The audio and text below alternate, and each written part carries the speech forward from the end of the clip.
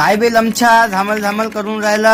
अबे आलो ना नागपूरले तर मंडळी प्रसिद्ध इथली तर्री पोहे, प्रसिद्ध आहे इथले मंत्री. मी ज्या शहरात आलोय ना त्या शहराची माणसं तशीच आहे जसे आहे इथले संत्री. बरं अचानक नागपूर येणं का? तर नमस्कार, मी तुषार, स्वागत आहे या विश्व भ्रमण चॅनल वरती.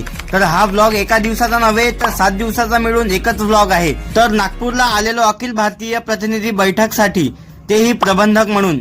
माहिती का RSS तुम्हाला?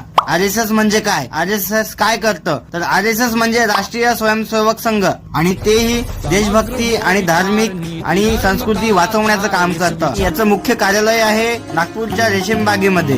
तर मी येथे आलेलो या बैठकीसाठी, आणि हे 2 माझे मित्र बनलेले ब्रह्मपुरी जिल्ह्यातले, आणि यांचा स्वभाव खूप सुंदर आणि छान होता.